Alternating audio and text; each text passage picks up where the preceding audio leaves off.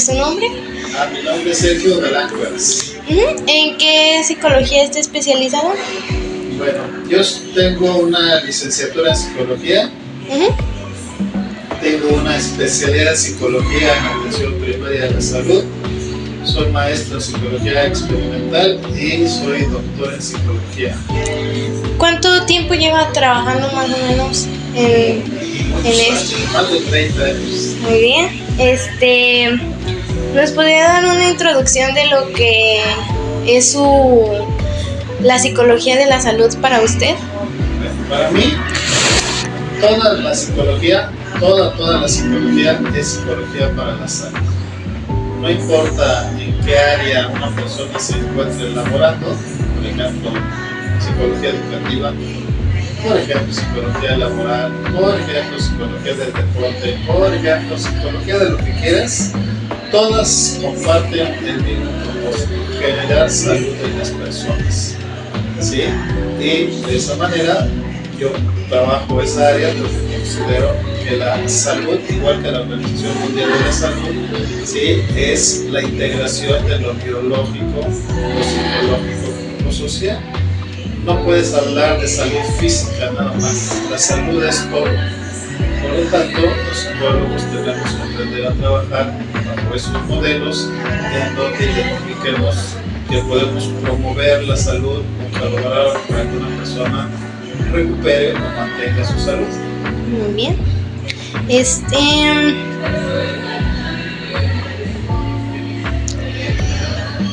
¿Cuál fue, o más bien, qué fue lo que le atrajo de esta carrera o lo que la motivó a usted a estudiarla?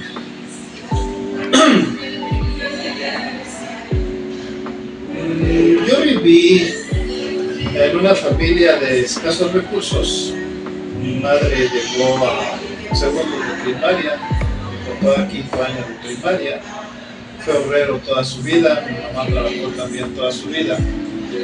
Pero en esa circunstancia de vida conocí a algunos profesionales que me echaron una mano en cierto sentido y aprendí a que los psicólogos hacen muchas cosas de manera muy interesante, ¿sí? Y por eso empecé a considerar la posibilidad de ser psicólogo. Y afortunadamente cuando estaba yo en el bachillerato tuve maestros excepcionales, cuando menos un maestro muy excepcional que me enseñó psicología, ¿sí? Y que de esa manera yo consideré que era el ámbito que podía desarrollar. Mi peor duda fue si decía yo psicología o sociología, y terminé haciendo psicología, así que por eso siempre me he sentido muy satisfecho de lo que he hecho y me siento muy satisfecho de lo que hago. ¿Le gusta? Me gusta. Si me dieran a elegir la posibilidad de regresar en el tiempo y que me preguntaran, oye, ¿qué quieres estudiar? Con los ojos cerrados, volvería a estudiar psicología. ¿Cómo describiría el día a día en su práctica y qué tipo de problemas de salud se benefician más de un abordaje de TCC? Bueno, como profesional de la psicología en esta escuela tengo que realizar 3 acciones académicas, de gestión y de investigación. Las 3 las tengo que realizar todos los días, ¿sí? Por lo tanto, doy clases y me gustan las clases de las materias más duras, como estadística, como psicometría, como metodología de la investigación, porque yo creo que es algo que nos hace falta en general a los psicólogos, tener mayores habilidades metodológicas y de investigación. Y creo que estas 3 materias que te acabo de señalar son muy relevantes, aunque también imparto materias relacionadas con psicología para la salud, no, psicología clínica de la salud.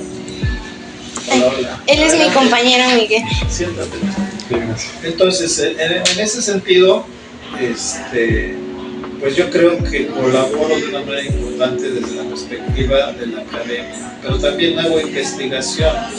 La investigación que realizo en los últimos años está muy enfocada a promover el bienestar entre adolescentes. Para que tengas una pequeña idea, te podría decir que San Luis Potosí los últimos 25 años siempre hemos tenido una elevada tasa de suicidios que supera la tasa nacional en cuanto a esta problemática. Sí, y yo te podría decir, pues es que San Luis Potosí se presenta un problema muy importante con relación a las personas que toman la decisión de quitarse la vida. ¿Sí? De esas personas, la mitad son chavos que andan entre los 15 y los 29 años de edad.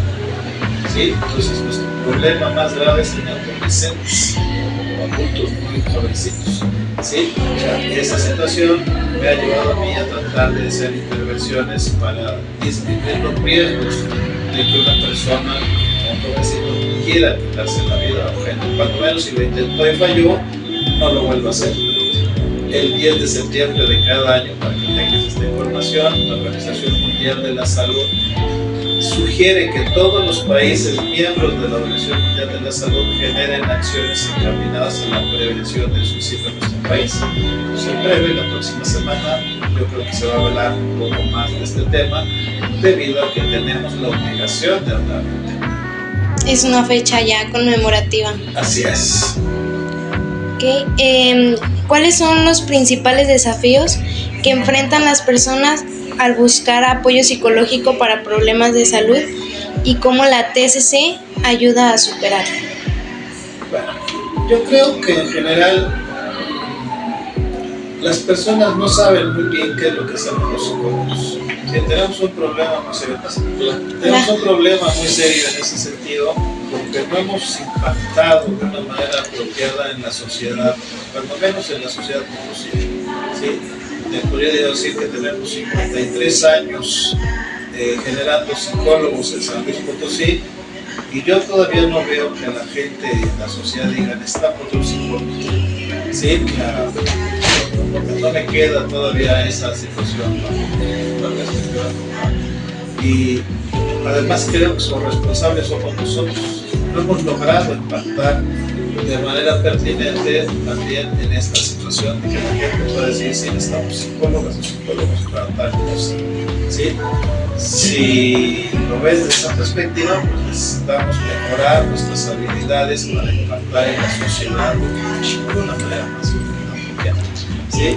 Las técnicas cognitivo-conductuales se enfocan en la atención de problemas que yo considero relevantes. Por ejemplo, ubicas, ¿de qué se mueren los mexicanos? Es importante saber de qué se mueren los mexicanos. Yo creía que sí, y podías observar varias cosas. Por ejemplo, la principal causa de muerte de los mexicanos son los problemas cardiovasculares. ¿Sí? Pues nos mueren casi 200,000 personas cada año en México por problemas cardiovasculares. La segunda causa de muerte son problemas relacionados con diabetes mellitus. Es un problema con la diabetes mellitus. Sí, se nos mueren cerca de 180,000 personas cada año. ¿Sí? La tercera causa de muerte se llama cáncer, y cáncer de distinto tipo. Por ejemplo, no es lo mismo en hombres y mujeres. Los hombres generalmente tenemos más problemas relacionados con problemas de cáncer de pulmón debido al hábito de fumar. ¿Sí? Y las mujeres tienen dos problemas muy distintos, podría ser el cáncer de seno y el cáncer cervicuterino. Todos estos problemas que te estoy diciendo habitualmente los psicólogos no los piden, ¿sí? Y son las principales causas de muerte en este país. Por lo tanto, tendríamos que poder decir si hay formas en las cuales a otros psicólogos, no a los potosinos, pero cuando menos a otros psicólogos les ha interesado estos temas, y te vas a dar cuenta que son problemas mundiales que atienden la psicología en otros lugares del país, y poco hacemos los que trabajamos en San Luis Potosí al respecto. ¿Sí? Por lo tanto, yo creo que tenemos obligaciones, y una de ellas es atender básicamente los problemas prioritarios que generan graves problemas para la situación actual de nuestro país.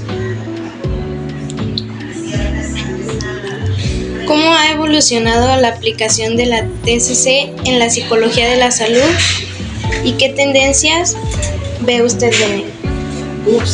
Yo creo que desde hace aproximadamente 60 años cuando se implementó por primera vez un procedimiento que se denominó terapia racional, emotiva y de la conducta. ¿Sí? Fue la primera vez que se creó un modelo de atención. Después vino otro modelo encaminado a la situación de la depresión, por ejemplo. Y paulatinamente hemos ido creando más modelos de intervención. Cada vez tenemos más herramientas que podemos aplicar porque la psicología ha ido creciendo también de una manera muy importante. ¿Sí? Hoy en día, por ejemplo, te podría decir problemas de adicciones, tenemos un modelo de intervención en problemas de adicciones. Problemas escolares, tenemos modelos de intervención en problemas escolares. ¿Sí? O sea, hemos creado muchos modelos y yo creía que en el futuro van a seguir creciendo porque la problemática va evolucionando. No son los mismos problemas los que atendía el maestro Freud hace 100 años, ¿sí? Que los que tenemos hoy en día. Entonces tú puedes observar que algunas cosas no han evolucionado, particularmente el psicoanálisis, ¿sí? Pero sí las terapias cognitivo-conductuales han cambiado de una manera importante y se acercan más a las problemáticas como las que te acabo de comentar, que son problemas relevantes, ¿sí? De esa manera pues tenemos diferencias en cuanto a lo que hacemos y cómo lo hacemos, pero a mí me parece que la psicología en general, la psicología para la salud, va desarrollando cada vez mejores estrategias más claras para intervenir y resolver problemas sobre todo. O sea, no es suficiente con que tú digas esta persona tiene un problema de ansiedad, ¿sí? Nosotros tenemos que crear a los psicólogos que sepan cómo evaluar a una persona con ansiedad, de qué magnitud es un problema de ansiedad, y luego que sepa esa persona, psicólogo o psicóloga, qué tiene que hacer para reducir los problemas de ansiedad en una persona que está viviendo esa situación como muy problemática. ¿Ves? Esta facultad, ese debería ser el propósito fundamental, que les enseñemos a nuestros alumnos modelos de intervención para reducir los problemas que nos aquejan hoy en día. Sí, siento que la psicología es algo que nunca se termina de estudiar. No, la psicología no es una disciplina terminada, es una disciplina en construcción como todas, ¿sí? O sea, vamos cambiando lo que estamos haciendo y por eso te decía, los modelos de Freud fueron muy relevantes para su época, muy relevantes hace 100 años, ya tienen poca aplicación al año 2025, ¿sí? O sea, tendríamos que estar observando qué cosas han cambiado y qué problemas tendríamos que resolver no con el modelo freudiano, sino con los nuevos que tenemos. Un jovencito, por ejemplo, que inicia el consumo de sustancias tóxicas, llámese tabaco, alcohol, marihuana, cocaína, etc. O sea, en el peor de los ejemplos, te puedo decir, Freud era un cocainómano. Lo operaron alrededor de una docena de veces para poder hacer que respirara de tanta coca que consumía. Ojo, en esa época no se consideraba un problema adictivo la cocaína, ¿sí?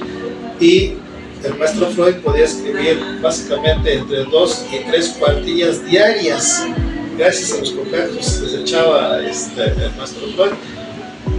Pero lo escribía de buena manera, estuvieron a punto de darle el premio Nobel, cuando menos lo candidatearon al premio Nobel de literatura, no de medicina, ¿sí? Porque sus aportaciones siempre han sido vistas como no tan apropiadas para el campo de la salud, ¿sí? Y mucha gente hoy en México todavía sigue creyendo que ese es el modelo ideal, y en esta escuela, en esta facultad, muchos de mis colegas siguen creyendo que Freud es la palabra de Dios, lo cual a mí me parece ser que eso ya es algo absolutamente anticuado y ridículo. ¿Qué principios fundamentales de la TCC aplica más frecuentemente en su trabajo con pacientes con problemas de salud? Para los modelos de material cognitivo-conductual, tú tienes que identificar que los seres humanos venimos a este mundo cuando menos a aprender. Quizás no tenemos respuesta para todo, pero cuando menos podemos responder a qué vienen los seres humanos al planeta Tierra, y te diría que vienen a aprender. Pero un ser humano es desde que nace hasta que se muere. Entonces, hemos hecho muchos procedimientos interesantes para lograrlo, ¿no? Ver que un jovencito que llega de 6 años a la escuela aprenda a leer, aprenda a escribir, ¿sí?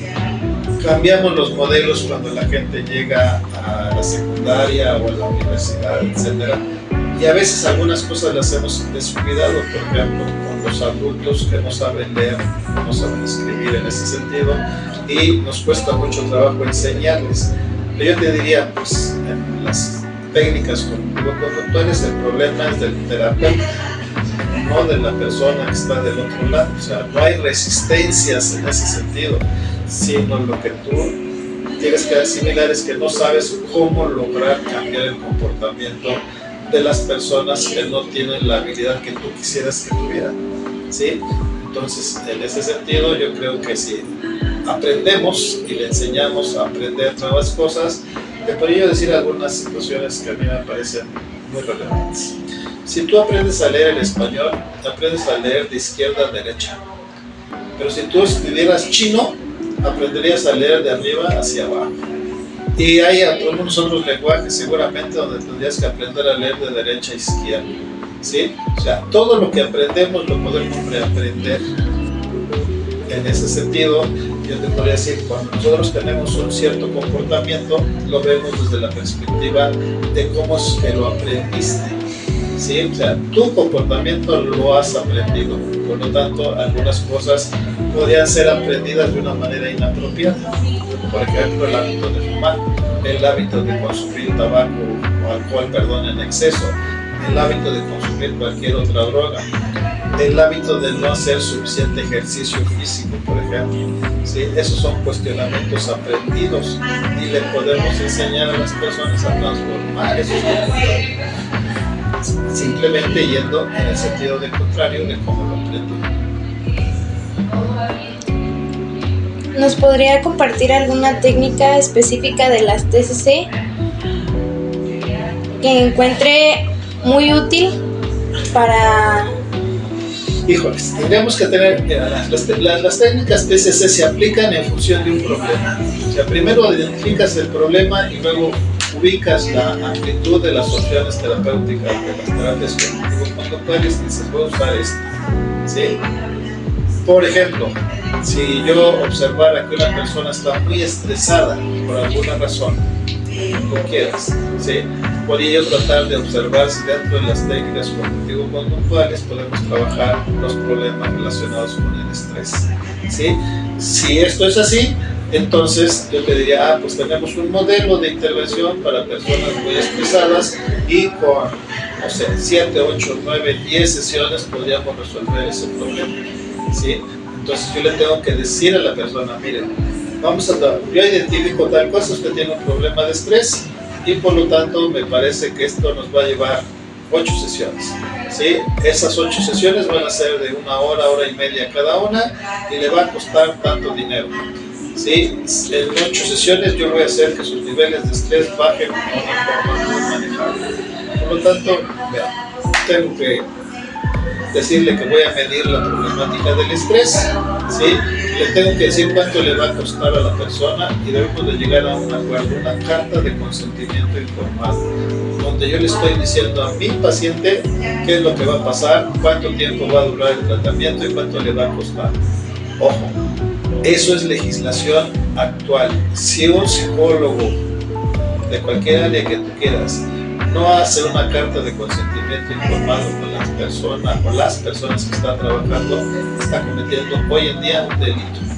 Y eso sería suficiente para que vaya a parar a la cárcel cuando un juez le determine, a ver, dame tu carta de consentimiento informado de que le avisaste a la persona qué es lo que quieres hacer, cómo lo vas a hacer, cuánto le va a costar, etcétera, etcétera, ¿sí?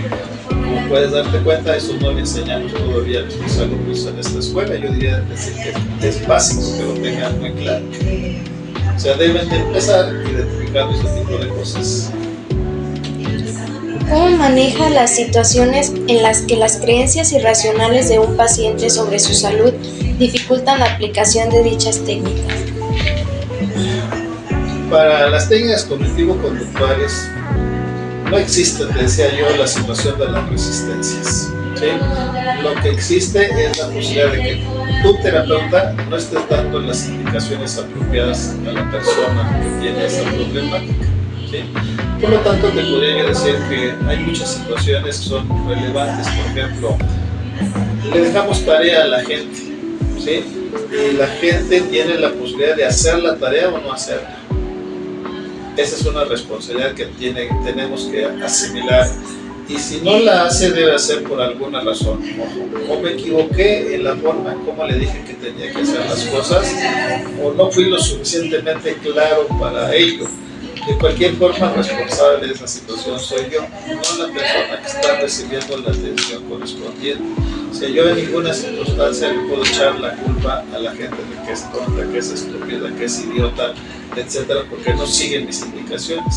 Es yo que estoy haciendo mal para que la persona se comporte como se comporte. ¿Qué importancia le da a la psicoeducación dentro de las TCC para pacientes con condiciones médicas y cómo la implementan? Yo siempre he tenido un lío con el concepto de psicoeducación, ¿sí? A mí me parece que la psicoeducación debe estar contenida en lo que, por ejemplo, yo con mis alumnos los educo en psicología, ¿sí? Los educo para ser psicólogos y los educo para ser psicólogos. Eso yo le denomino psicoeducación. Pero cuando yo trabajo con una persona que tiene problemas importantes de carácter emocional, a mí me parece que eso se llama psicoterapia. Los psicólogos y las psicólogas hacemos psicoterapia, ¿sí? Ayudamos en la resolución de problemas específicos, ¿sí? Y como consecuencia de ello podemos demostrar que nuestras intervenciones son efectivas, eficaces y eficientes, ¿sí? Entonces, como puedes darte cuenta, a mí me parece que no es suficiente con que hagamos psicólogos por hacerlo. A veces le pregunto a mis alumnos, ¿y ustedes qué aspiran en la vida? Pues a ser un acompañante de una persona que tiene algún problema. Por ejemplo, te podría decir, si te paras en el País de las Maravillas, enfrente, vas a ver jóvenes que están haciendo sus prácticas profesionales y que traen agarrados de la mano a un jovencito que tiene problemas, por ejemplo, de autismo, ¿sí? Y yo me pregunto, a ver, y esa es la labor de un estudiante de psicología, acompañar a un niño que tiene autismo, o debería de estar implementando estrategias de contención de ese problema, ¿sí? Porque yo he visto cómo un niño empieza a correr y a gritar y jalarse los pelos de la cabeza, ¿sí? Y los chavos no saben qué hacer, porque no tienen claridad respecto a cuáles son los procedimientos de intervención para la contención de ese tipo de problemas. No se los hemos enseñado en esta escuela y yo creo que lo deberíamos de hacer. Si pudiera cambiar una cosa sobre cómo la gente entiende la conexión entre mente y cuerpo, ¿cuál sería? Pues yo creo que lo que tendríamos que empezar es a aprender nosotros los psicólogos que psique y soma no se pueden separar, ¿sí? Que la psique y la soma están metidos en la misma persona. Por lo tanto, yo tengo que saber que hay cuestiones fisiológicas que atender y cuestiones psicológicas que atender. Cuando yo modifico una situación en la mente de una persona, podría ver los resultados en su situación fisiológica, ¿sí? Entonces, eso también nos lleva a ver la problemática de manera totalmente distinta a la tradicional. No hay separación psique y soma y por lo tanto cuando trabajamos con una persona involucramos la situación biológica, la situación psicológica, la situación social necesariamente. ¿Qué es lo más gratificante de ver a un paciente aplicar con éxito las herramientas técnicas cognitivo-conductual para mejorar su bienestar físico y emocional? Pues cuando esa persona se siente agradecida contigo porque la intervención que realizó se pareció a esa persona que está siendo muy exitosa, ¿sí? Y que mejora su percepción de su salud integral. Ojo, no nada más su situación mental, sino que su cuerpo también tiene que observarse ese tipo de intervenciones y sus resultados. ¿Hay alguna pregunta que nunca le hayan hecho sobre las TCC, pero que cree que es importante que las personas conozcan? A ver, no, yo creo que las personas podrían tener muchas preguntas de su vida, sobre su situación problemática. Los que tenemos que tener dudas y preguntas sobre la terapia cognitivo-conductual somos los psicólogos. La gente para la cual servimos, nosotros tenemos que resolverles sus problemas a ellos y nosotros tenemos nuestros propios problemas, ¿sí? O sea, técnicas específicas de intervención, cómo las podemos mejorar, etc. Entonces, las buenas preguntas son las que nos tenemos que hacer entre nosotros. ¿Y cómo funciona esto? ¿Cómo funciona aquello? ¿Por qué no funcionó esto? ¿Por qué esto que yo intenté no se logró? ¿Sí? Entonces, nosotros debemos de observar que cuando realizamos intervenciones psicológicas podemos equivocarnos. Y eso pocas veces lo ponemos a discusión. Y yo les diría, pues vean, hasta en el ámbito médico se crean iatrogenias, o sea, que una persona cause daño aún sin querer hacer daño. Por ejemplo, porque alguien lo opere, ¿sí?, en una intervención quirúrgica y por descuido, más que otra cosa, por ejemplo, le dejen al botón dentro del estómago o dentro de la herida que haya sido abierta, pero aún le dejen las tijeras o le dejen un bisturí, cosas así por el estilo, y eso se presenta con mucha más frecuencia de lo que uno quisiera aceptar. Un médico toma la decisión de recetarte un medicamento y no se acuerda muy bien si el problema era para depresión o para ansiedad, pero como no se acuerda, te administra el medicamento correspondiente. Y si tú estás deprimida y te dan un ansiolítico, pues no te va a hacer absolutamente nada. Bueno, eso también son iatrogenias. Los psicólogos cometemos muchas iatrogenias, o sea, cuando no podemos identificar cómo estamos realizando nuestro trabajo, cuando no lo medimos en ese sentido, ¿sí? Y entonces, como consecuencia, podemos causar muchos daños.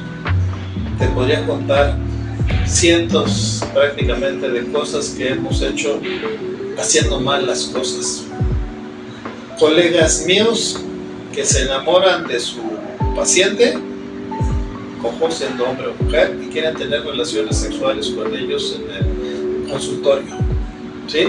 Y entonces tú dices, pero ¿cómo es posible? O sea, ese tipo de cosas no están apropiadas de acuerdo con el código ético de los psicólogos. Tenemos un código ético que tenemos que cuidar, tenemos que vigilar. Y para hacerlo tienes que darte cuenta de una situación que es fundamental, que tú permitas que otros revisen lo que estás haciendo.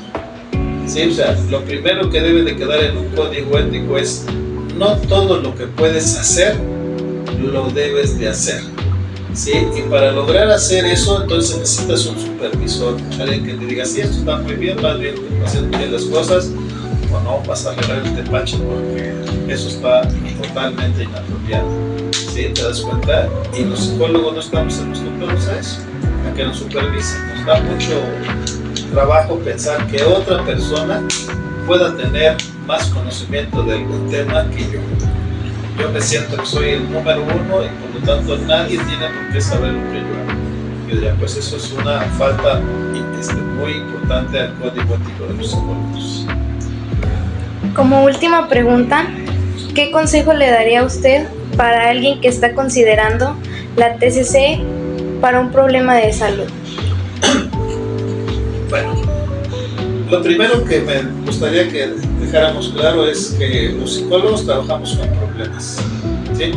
Entonces, dependiendo del problema que tú tengas en las manos, vas a recurrir a algunos de los múltiples procedimientos que tenemos de técnicas cognitivo-conductuales. Tenemos muchos, ¿sí? Y cada día surgen nuevos. Así que en el futuro ustedes deberían de tener muchas más herramientas que las que podrían tener en este momento yo, ¿sí? Pero entonces, primero es el problema y luego debo de saber cómo lo voy a resolver. ¿Y qué enfoque psicológico utiliza más en su práctica y por qué lo eligió? Bueno, yo trabajo con técnicas cognitivo-conductuales porque me parece que son las cosas que nos pueden dar evidencias de que lo que hacemos realmente se está presentando en una situación. Por ejemplo, me parece que desde la perspectiva no cognitivo-conductual, muchas otras áreas, ¿sí? No hay razón para mostrar evidencia que de lo que tú haces estás haciéndolo correctamente. Y podría yo decirles que con muchos ejemplos podemos observar que los seres humanos, cuando interactuamos con otros, desde una disciplina, por ejemplo, desde la psicología, si no hacemos las cosas de manera correcta, podemos hacer daño, ¿sí? Eso se llama iatrogenia. Aunque yo no quiera, de todas formas puedo causar daño a las personas con las cuales trabajo. Voy a ponerte un ejemplo muy simple derivado de la medicina, que en una intervención quirúrgica que es bastante exitosa porque le quitaron un pedazo a una persona, se les olvide en algún momento dejar las tijeras o dejar un bisturí o algodón en una persona adentro, ¿sí? Y eso le va a causar muchos problemas. ¿Te das cuenta? Ellos no querían hacer ese problema, pero finalmente por falta de cuidado correspondiente cometieron un error. Y en psicología, si no tenemos evidencia de que nuestras intervenciones son las apropiadas, pues entonces cometemos muchísimos errores iatrogénicos, o sea, aunque no quiera, causa daño. Por lo tanto, a mí me parece que tenemos que tener la evidencia. Eso implica que mostremos cómo se mide una situación, cómo yo logro mostrarle a las personas que mi intervención está disminuyendo una problemática particular, ¿sí? Entonces, para mí las mediciones son fundamentales. Por eso doy clases de estadística, por eso doy clases de psicometría, por eso doy clases de metodología, etcétera, porque me parece que los psicólogos en general carecemos de algunas de estas herramientas que son básicas para que le mostremos a la población en general que se requieren de psicólogos para la resolución de problemas. Hablando de metodología, ¿qué métodos o técnicas utiliza con sus pacientes? A ver, cuando estamos haciendo investigación en el campo que tú consideres, ¿sí? O sea, si yo atiendo a una persona en particular porque tiene un problema muy común, depresión, por ejemplo, ¿sí? Yo lo que tengo que saber es decir algo de qué tamaño estamos hablando de la depresión, o sea, qué tan depresiva está una persona. Y para eso, por ejemplo, yo utilizaría una escala para medir cómo están los problemas de depresión de algunas personas. Si aplico una escala, puedo observar, por ejemplo, una escala de 1 a 10, si esa persona anda en 9, si anda en 8 o si anda en 1 o en 2. Se darán cuenta que para poder intervenir, solo con esta información ya tienes que saber, aquí tengo que hacer una cierta cantidad de cosas y en esta otra área otra cantidad de cosas distintas, ¿sí? Para trabajar una situación como es la depresión. Pero también yo puedo observar que si medí con una de mis pacientes que tenía 8 de depresión, después de cierto número de sesiones de trabajo con esa persona, tengo que mostrar que la depresión se disminuyó de una manera aceptable. Por ejemplo, de 8 la bajé a 2. Y entonces ya puedo decir, señor, señora, usted ya resolvió su problema, no tenemos por qué continuar con estas sesiones, ¿sí? Ya, siempre fijamos un número de sesiones. Entre más breve, mejor para todos, menos costosa para la población. ¿Y cómo maneja la resistencia de pacientes que no creen que lo psicológico tenga que ver con lo físico? Desde la perspectiva cognitivo-conductual, las resistencias no existen. O sea, lo que existe es que tú te equivoques con los procedimientos de intervenir. Por ejemplo, te podría decir, no es que la gente sea estúpida, o tonta, o idiota, es solo que no sabe, o no le explicamos de una manera apropiada qué es lo que vamos a hacer y cómo lo queremos hacer, y que necesitamos de su colaboración para la resolución de sus problemas, ¿sí? Entonces, las técnicas cognitivo-conductuales no tienen ese problema. No me está saliendo algo en donde me estoy equivocando yo profesional, no la gente, ¿sí? Entonces te das cuenta que las resistencias son algo ridículo. Para usted, ¿qué tan importante es la comunicación entre un psicólogo y un paciente en el proceso de la salud? Bueno, es fundamental. O sea, si no logramos hacer ejercicios de empatía, por ejemplo, no va a funcionar una relación. Si una persona viene contigo y supone que el trabajo con lo psicológico es algo ridículo, pues nada más va a venir contigo en una sesión, ¿sí? Pero si tú le muestras que con intervenciones psicológicas podemos colaborar para ayudar en la resolución de los problemas que está teniendo y observa efectos positivos en esa situación, pues entonces dejas de preocuparte por ello. ¿Qué dilemas éticos se presentan con más frecuencia en psicología de la salud? Bueno, la ética es una disciplina que surgió justo para contrarrestar los efectos de las intervenciones médicas, ¿sí? Y la psicología es una disciplina que se separó de la medicina. Por lo tanto, podemos observar que hemos cometido una enorme cantidad de situaciones en donde la ética debería de estar presente y no lo hemos hecho. Por lo tanto, hoy en día, todo lo que hacemos los psicólogos, las psicólogas, deben de estar regidos bajo normas éticas. Nosotros tenemos un código ético, ¿sí? O sea, es una disciplina que tiene un código ético y que debemos de estar mirándolo constantemente, ¿sí? Los códigos éticos lo que te dicen es qué es lo que puedes hacer y no causar problemas, por ejemplo, ¿sí? Entonces, desde esa perspectiva tú puedes ver varias cosas. Número uno, primero, garantizar que lo que vayas a hacer, lo que vas a realizar no va a causar daño. Y eso es un gran problema. O sea, cualquier tipo de intervención psicológica debería, por aspectos éticos fundamentales, demostrar que no causa daño. Por ejemplo, podría decirte, a ver, ¿causa daño algún modelo psicoterapéutico? O sea, pues solo porque se me ocurre y lo acabo de ver este modelo de constelaciones, ¿sí? Y ustedes pueden ver si causa muchos problemas. Y entonces, desde la perspectiva ética, yo no podría utilizar ese modelo, ¿sí? Tendría yo que garantizar el mayor bienestar posible. Por lo tanto, tengo que observar, a ver, tengo distintas herramientas para enfrentar una cierta problemática. ¿Cuál de esas herramientas es mejor? Ojo, tengo distintas herramientas, no una. Por lo tanto, si yo tengo diversas herramientas, debo de saber cuál es la que mejor se ajusta a las características de la persona que estoy teniendo enfrente, ¿sí? Entonces, ese es otro cuestionamiento ético, porque yo les diría, si su herramienta es un martillo, a todos le van a ver cara de clavo, ¿sí? Entonces quieren resolver el problema por los martillazos, cuando las personas no somos así. Tenemos una gran variedad de condiciones problemáticas y por lo tanto tenemos que aprender distintas estrategias y distintas técnicas que nos ayuden a la resolución de estos problemas. Por eso también me interesan las técnicas cognitivo-conductuales, porque es una amplia variedad de opciones que tú puedes usar como módulos inclusive para decir, a ver, primero va esta, luego va esta y luego va esta, y observamos los resultados. Sí, pero no es una sola herramienta. Por ejemplo, te voy a hablar mal, pero pues el psicoanálisis es eso, ¿sí? O sea, todo lo puedo arreglar con el psicoanálisis, no hay nada que se me escape, ¿sí? Y yo puedo decir, pues cuando algo funciona para todos, que no funciona para nada. ¿Nos podría compartir un ejemplo de un caso que lo haya marcado en su carrera? Pues muchos. No, les decía yo que trabajé con niños de la calle. Son niños que se drogan desde edades muy tempranas. Imagínense un niño de 4 o 5 años de edad que vive en la calle. En San Luis Potosí tenemos muchos casos así, ¿sí?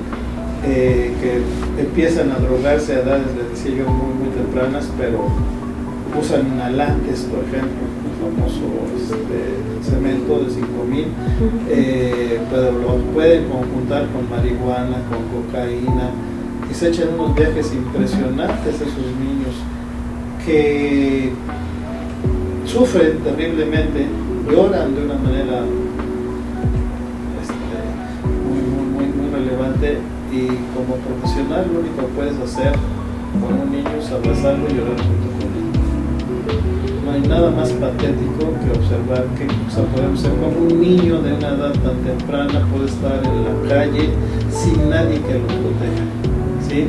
Sin nadie que lo proteja quiere decir que no sabe si va a poder comer al rato y por eso está intoxicándose con todo lo que puede, ¿sí? Que no hay nadie que le dé un cariño, una caricia, un beso de una buena forma en esa situación, y lo que ven es violencia de todo tipo. Podría decirles que los niños en la calle viven violencia sexual de una manera muy importante, pero también podría decirles que no hay niñas en la calle, ¿sí? Las niñas en la calle duran horas horas. Y luego son vendidas aquí enfrente de toda la cantidad de prostíbulos que tenemos aquí en San Luis Potosí, ¿sí? Y si las matan no pasa nada, porque nadie les conoce, nadie sabe, nadie se queja de esta situación. Pero sí hay gente que compra niñas para tener relaciones sexuales. Y el mejor ejemplo podría decir nuestro compañero presidente de Estados Unidos, ¿sí? Que ha hecho cosas de esas cosas terribles, ¿no? Para que ustedes lo consideren, no es alma de Dios ni nada por el estilo, ¿sí? Pero esa problemática a mí cuando menos me ha marcado de una manera muy importante y he hecho todo lo posible a lo largo de mi vida para tratar de proteger a ese grupo poblacional y podría decirles que hasta el momento muy poco exitoso, ¿sí? ¿Por qué? Porque se involucran muchas cosas, problemas familiares, pero también situaciones de legislación. O sea, necesitamos, por ejemplo, lograr hacer que identifiquen que la violación hacia un menor de edad, ojo, menor de 18 años es un menor de edad. O sea, una niña de 17 años, 11 meses, 29 días sigue siendo una menor de edad. Pero vean, pero hay niñas de 14 años, de 12 años, de 10 años, de 6 años, que han sido violentadas sexualmente, y niños también violentados sexualmente. Entonces, toda esa situación no la estamos queriendo atender, o sea, cerramos los ojos a ese problema y decimos, no existe, y como dicen que hacen algunas aves que meten en la cabeza de una agujero, así nos pasa con los psicólogos. O sea, no queremos observar problemas relevantes que tenemos que atender, ¿sí? Y yo creo que eso es una situación ética también muy importante, que tenemos que aprender a discutir sobre estas cosas, pero sobre todo para que quede claro que tenemos un problema en las manos a resolver. Y ya como por último, ahorita que mencionó lo de la escala, que medía del 8 al 2, ¿cómo mide usted si la intervención ha sido efectiva en la vida y en el bienestar de sus pacientes? Pues hay varias formas. Unas son de escalas, por supuesto, pero otras preguntándole a la gente cómo se siente, o sea, cómo va una situación. ¿Sí? Me gustaría que observaras que mis formas de intervenir han sido de lo más diverso. Por ejemplo, he trabajado con personas diabéticas, ¿sí? Y una persona diabética sufre de depresión, sufre ansiedad, sufre problemas de estrés, etc., ¿sí? Y entonces el propósito en realidad no es que bajen los niveles de ansiedad, de depresión, de estrés, porque están presentes en esa problemática, pero les podemos enseñar cómo controlar sus niveles de glucosa también, y entonces en automático todo eso se va reduciendo de una manera muy importante. La gente aprende a controlar niveles de glucosa y puede observar cómo va cayendo posteriormente dentro de lo normal, y la gente te lo manifiesta, pero le podemos enseñar cómo hacer ese tipo de procesos, ¿sí? O sea, yo trabajo en ese sentido con grupos de personas, ¿sí? No con individuos prácticamente, casi siempre trabajo con personas en grupo, ¿sí? Y de esta manera podemos hacer acciones más relevantes. Bueno, entonces esa ya sería la última. No sé si quisiera agregar algo que pues considere importante o... No, nada más me gustaría preguntarles a ustedes qué opinan de lo que estoy haciendo. Pues la verdad yo no, hasta ahorita que nos encargaron la tarea no como que tenía dimensionado, o sea, creo que como que reducimos mucho a que nada más hay psicología clínica, laboral, o sea, como que las más sonadas, y pues investigué así muy por encimita antes de hacer las preguntas, pero ahorita sí como que me causó mucha curiosidad lo que mencionaba del VIH, porque también yo quería como dedicarme a eso y no sabía bien si era clínico o si a qué rama me tenía que ir. Entonces la verdad ahorita con la que ya nos explicó ya como que tengo un poquito más de noción de lo que es. Déjenme les comento algo.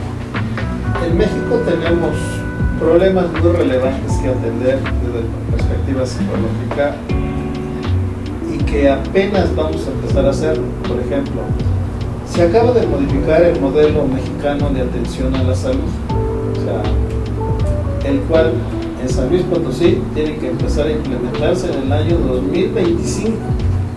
¿Sí? Por ejemplo, ¿qué significa eso? Cambiar el modelo de atención a la salud en México, o particularmente en San Luis Potosí, pues les podría decir que algunas cosas que son interesantísimas. Por ejemplo, ahora el equipo de salud en México, en San Luis Potosí, debe ser un médico, una enfermera, un psicólogo o psicóloga, un nutriólogo o nutrióloga y un odontólogo o odontóloga. O sea, por primera vez se está transformando lo tradicional del equipo de salud. Y entonces ahora vemos por qué razón la psicología empieza a adquirir nueva visibilidad que no teníamos antes. Pasó de la pandemia para acá, ¿sí? Porque hasta los médicos sufren de estrés, de depresión, de ansiedad, las enfermeras, etcétera, y causan una gran situación de condiciones problemáticas en ellos. Entonces tenemos que colaborar no solo con el área de salud en cuanto a los sujetos que la componen, sino ahora con la población en general. Por ejemplo, ahora por cada 3 consultorios de medicina familiar debe haber un consultorio de psicología. Y eso implica que ustedes van a observar en los años subsecuentes que los centros de salud que tenemos hoy, en ningún lado caben los psicólogos, en ninguno, ¿sí? Por lo tanto, ahora tienen que abrirle el espacio a los psicólogos de manera obligatoria. No es si quieren o no quieren los médicos y las enfermeras, es que debe de haber un psicólogo en esas áreas, ¿no? Hay que contratarlos. Ahora, ¿qué problemas van a resolver los psicólogos en un centro de salud? Ustedes tendrían que observar varias situaciones que a mí me parecen por lo menos muy relevantes. 2 problemas nos están pidiendo en el sector salud que atendamos. Uno, problemas de violencia, como he estado señalándoles, y el otro, problemas de adicciones. Vean, ¿en qué semestre están? En primer semestre. En el primer semestre, dentro de 5 años van a egresar de esta escuela, ¿sí? Nos vamos a echar papeles ya terminaron. Ahí está su título de licenciadas en psicología, ¿sí? Y por lo tanto yo les diría, si en estos 5 años no aprenden a resolver problemas de violencia de todo tipo, ¿sí? O no aprenden a resolver problemas relacionados con las adicciones, cuando terminen en el sector salud no van a poder trabajar, ¿sí? Okay.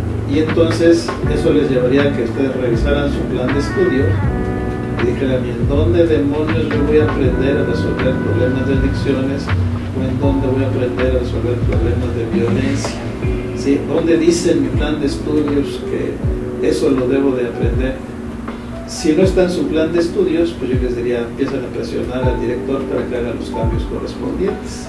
Se dan cuenta, en lo que yo quisiera es que ustedes identificaran que hay muchas cosas que pueden hacer, muchas cosas que pueden hacer, ¿sí? Como estudiantes. Una de ellas es que su capacitación cada vez sea mejor. Una pequeña pregunta, ¿usted sabe de un instituto, trabaja con un instituto que ayuda en lo de la agresión sexual? Sí, hay muchos. En México tenemos distintas opciones, ¿sí? Por ejemplo, ahora ya se han creado algunos institutos cuyo propósito se hace ese. Por ejemplo, antes estaba ¿cómo se llama? El CONACYDA, ¿sí? Que era una institución predominantemente para trabajar con las personas que ya tenían SIDA. Y ahora se ha modificado un poco todo eso para tratar de que la gente se dé cuenta pues que los seres humanos somos entes sexuales y sexuados, ¿no? O sea, eso es algo que podríamos entender sin mayor problema.